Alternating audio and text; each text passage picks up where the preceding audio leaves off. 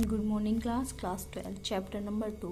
आज का जो टॉपिक है वो हमारा साख निर्माण की परिसीमाओं से है। साख निर्माण की परिसीमाएं 7 भागों में बांटी गई हैं। सबसे पहले देश में नगद मुद्रा का परिणाम। नगद मुद्रा की मात्रा में वृद्धि के साथ साथ बैंकों के साख निर्माण में भी वृद्धि होती है। अधिक मात्रा में नगद मुद्रा के प्रचलित होने पर बैंकों को अधिक मात्रा में निक्षेप प्राप्त होता है, मतलब जमा राशि प्राप्त होती है। जब व्यक्ति अपना बैंकों में रुपए जमा करते हैं वो देश के लिए नगद कोष बन जाती है। जनता द्वारा नगद द्रव्य के प्रयोग की मात्रा। द्रव्य से मतलब यहाँ मुद्रा से आ जाएगा। मुख्य रूप से विकासशील देशों में जनता प्रायः साख पत्रों का बहुत कम प्रयोग करती है और अपना अधिकांश भुगतान वास्तविक मुद्रा के द्वारा करती है। ऐसी स्थिति में बैंकों को अधिक मात्रा में नगद कोष रखना पड़ता है, जिससे बैंकों के साख निर्माण शक्ति कम हो जाती है। इसके विपरीत विकसित देशों में साख पत्रों का अत्यधिक प्रयोग किया जाता है, अतः बैंकों को अधिक मात्रा में निक्षेप प्राप्त होता है, जमा राशि प्राप्त होती है, जिससे वे अधिक मात्रा में साख निर्माण करने में सफल होते हैं।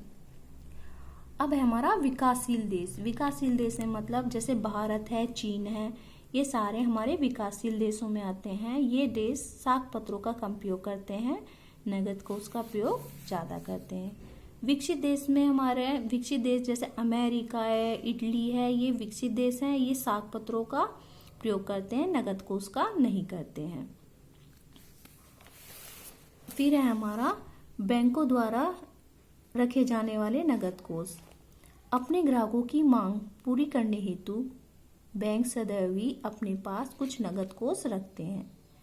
नगद कोष की मात्रा जनता के विश्वास, राजकीय आर्थिक नीति, समाशोधन गृह अनेक तत्वों पर निर्धारित होती है। जब बैंकों को अधिक मात्रा में नगद कोष रखना पड़ता है तो उनकी साख क्षमता में कमी आ जाती है। केंद्रीय बैंकों की नीति। केंद्रीय बैंक अपने विभिन्न अधिकारों व साधनों द्वारा साख मात्रा का नियंत्रण करने की शक्ति रखते हैं।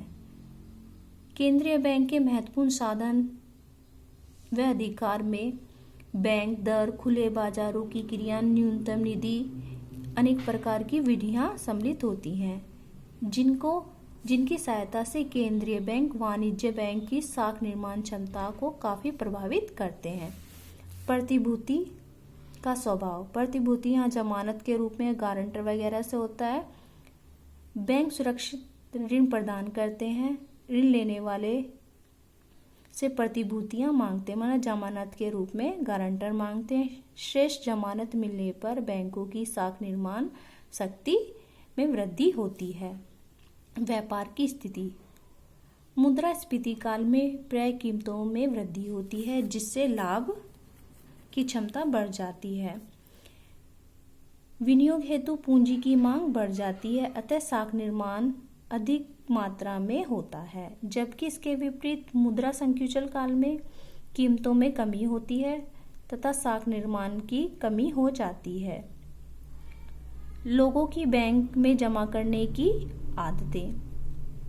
लोग अपना पैसा अधिकांश बैंकों में जमा करते हैं तथा उन पर ब्याज भी प्राप्त करते हैं। इससे बैंकों की कार्यक्षमता भी बढ़ती है। बैंकों में खोले जा सकने वाले खाते। बैंकों में निम्न प्रकार के खाते खोले जाते हैं, जैसे हमारा चालू खाता है, स्थायी खाता है, बचत खाता है, आवधि खाता है, घरेलू खाता है। इस प्रकार के खाते खोले जाते हैं। चालू खाता कौन खोलते हैं? चालू खाता व्यापारिक वगैरह खोलते हैं। वे एक दिन में काफी बार पैसे निकाल भी सकते हैं, जमा भी कर सकते हैं चालू खाते के अंदर। चालू खाते पर कोई भी ब्याज नहीं मिलता है। चालू खाता खोलने की विधि।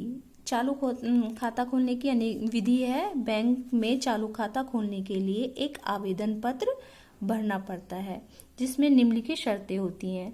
चालू खाता खोलने वाले व्यक्ति को यह घोषणा करनी पड़ती है कि उसने बैंकों के नियमों का भलीभांति समझ लिया है और वह पूरी तरीके से पालन करेगा। फिर व्यक्ति का नाम, पता, व्यवसाय सभी कुछ का विवरण देना पड़ता है। खाता खोलने वाले व्यक्ति का हस्तांतरण होता है। नमूने के 2 हस्तांतरण होते हैं। ये सभी चीजें हमारी चालू खाते के अंदर आएंगी। बैंकों में चालू खाता कौन खोल सकता है? बैंकों में चालू खाता खोलने के लिए हमें अकेले व्यक्ति हो, संयुक्त नाम का खाता, साझेदारी संस्था, संयुक्त कंपनी या गैर व्यवसाय संस्था, इस प्रकार के व्यक्ति चालू खाता खोल सकते हैं। ये है आपके सामने। अकेले व्यक्ति से मतलब है केवल अकेला व्यक्ति हो, लेकिन हाँ वो पागल, दिवालिया या 18 वर्ष से कम का हो, इस प्रकार से है। चालू खाता खोलने पर बैंकों से प्राप्त होने वाली सामग्री। तो चालू खाता खोलने पर हमें विवरण, स्टेटमेंट है, चेक बुक है या जमा पुस्तक है, जिसको पे इन स्लिप बुक बोलते हैं, इन चीजों की आवश्यकता होती है। ये हमारे चेक का नमूना है। इस तरीके से हमारा ये टॉपिक है, ये चेक बुक का हो जाएगा।